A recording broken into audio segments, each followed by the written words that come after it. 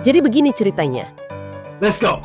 KTT ASEAN ke-47 di Kuala Lumpur seharusnya jadi ajang diplomasi megah tempat para pemimpin Asia Tenggara membahas masa depan kawasan. Tapi entah kenapa, acara itu malah sempat bikin heboh. Bukan karena perdebatan politik, melainkan karena salah sebut nama presiden. Bayangkan saja, ketika Presiden Prabowo Subianto turun dari mobil putih di depan Kuala Lumpur Convention Center, komentator TV Nasional Malaysia, RTM, dengan penuh percaya diri menyebut beliau sebagai Joko Widodo, the president. How? Iya, Nope. kamu nggak salah dengar. Jokowi bukan Prabowo. Come on, man. Reaksi publik pun meledak. Banyak yang bilang, masa negara tetangga yang katanya sahabat dekat bisa salah nyebut nama presiden kita? Apalagi ini bukan sekadar acara biasa, ini KTT ASEAN di mana tiap detik siaran disaksikan jutaan orang dari berbagai negara. Tapi ternyata Malaysia nggak cuma salah sebut nama presiden Indonesia. Wow. RTM juga terpeleset lidah saat menyebut nama pemimpin negara lain. Mereka salah nyebut Perdana Menteri Singapura, memanggilnya Lee Hsien Loong, padahal yang menjabat sekarang adalah Lawrence Wong. Nggak berhenti di situ, mereka juga salah sebut Perdana Menteri Thailand, menyebut Srettha Thavisin yang udah nggak menjabat sejak Agustus 2024, padahal yang sekarang adalah Anutin Khanvirakul. 3 nama, 3 negara, 1 panggung internasional. Kalau ini pertandingan bola, bisa dibilang RTM baru saja bikin hat-trick.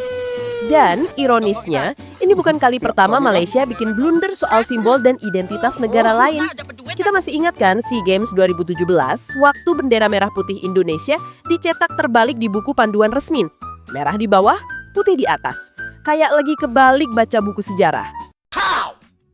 How did they think that was okay to even put it in the game? I'm so sick of this company. Dulu mereka minta maaf, sekarang mereka minta maaf lagi. Rasanya seperti nonton serial drama yang tiap musim punya kesalahan serupa tapi dengan pemain baru. Diam! Yang jadi pertanyaan besar dari semua kejadian ini bukan cuma soal salah sebut nama presiden, tapi apa sebenarnya yang terjadi di ruang redaksi RTM? Maksudnya, di zaman serba canggih kayak sekarang, masa sih nggak ada satupun orang di tim editorial yang sempat buka Google? Kita hidup di era di mana informasi tentang siapa presiden, siapa perdana menteri, bahkan siapa pacarnya siapa, semuanya bisa ditemukan dalam waktu kurang dari 5 detik. Tapi, entah kenapa, tim editorial RTM kayaknya hidup di alam semesta paralel, di mana waktu berhenti di tahun 2023. Sampai-sampai Presiden Prabowo Subianto masih disebut Jokowi, PM Singapura masih Lee Hsien Loong, dan PM Thailand masih Srettha Thavisin. Media nasional sekelas RTM seharusnya jadi contoh presisi dan kredibilitas. Tapi kalau sampai 3 nama pemimpin salah sebut semua, publik wajar bertanya, apakah ruang redaksi RTM itu kehabisan sinyal Wi-Fi? Bahkan anak sekolah aja kalau mau presentasi tentang ASEAN pasti buka Google dulu buat pastikan siapa pemimpinnya. Tapi ya sudahlah, untungnya Malaysia cepat tanggap. Okay, I'm sorry. RTM langsung mengeluarkan pernyataan resmi, minta maaf bukan cuma ke Indonesia tapi juga ke Singapura dan Thailand. Sometimes may be good, sometimes may be shit. Mereka bilang sudah melakukan tindakan internal dan berjanji bakal memperkuat pengawasan editorial. I'm sorry. Dan di titik ini mungkin kita perlu sedikit menenangkan diri. Malaysia memang sempat salah tapi mereka sudah mengakuinya. Kalau dipikir-pikir, hubungan dua negara ini seperti dua sahabat lama yang kadang saling bercandain, tapi juga saling jaga. Kadang nyebelin, tapi kalau ada yang lain ganggu, tetap saling pasang badan. Ngapain kamu di sini? Aku nggak mau berteman sama kamu. Ya ampun, kamu berdosa banget. Selamat, Anda kena prank.